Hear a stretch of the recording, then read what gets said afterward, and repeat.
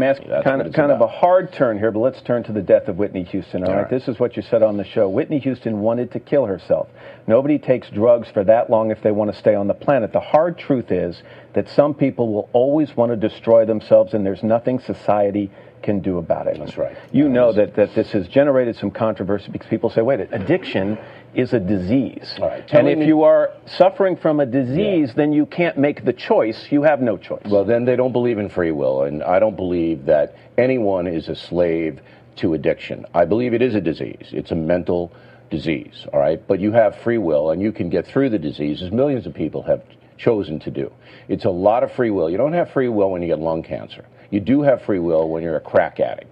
But it's very difficult. My point is that there are self-destructive people, and that society does not grapple with them. We, the media, looked the other way on Whitney Houston. Everyone knew she was a drug addict for 2 decades. Wait, and you said this. You wrote this in your column. The media has no bleeping clue how to cover the death of Whitney Houston.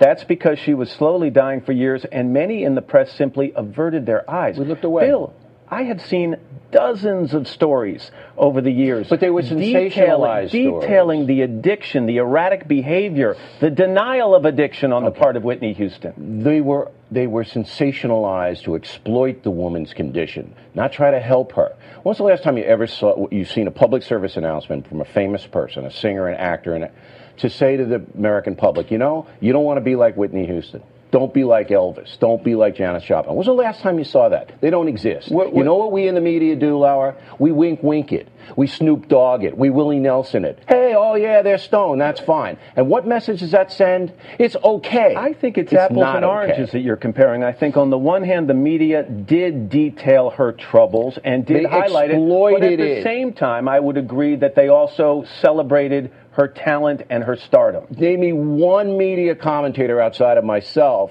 who said, hey, Whitney, you better knock it off or you're going to be in the ground. But maybe give me one. Well, listen, maybe people don't come out and say it like you do because that's the style of your show. But by covering her behavior and detailing her actions over the years, in a way, that is shining a very bright light on it. If everybody in the show business community had said to Whitney Houston, hey, you're going to kill yourself. But that's different than journalists saying, Bill, are journalists supposed to be in the position of conducting interventions?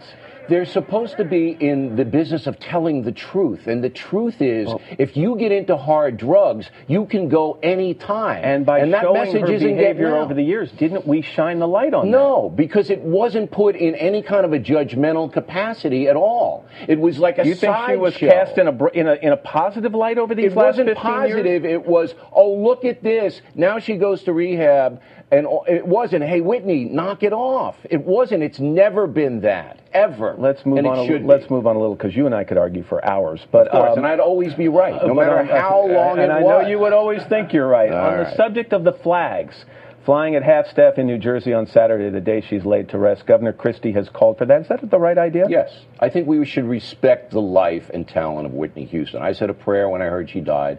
This isn't a personal thing. This is a preventive thing. And I want society and the media to tell the truth about drug and alcohol addiction. It's hell. It's a horror. Let's stop exploiting it and start explaining it.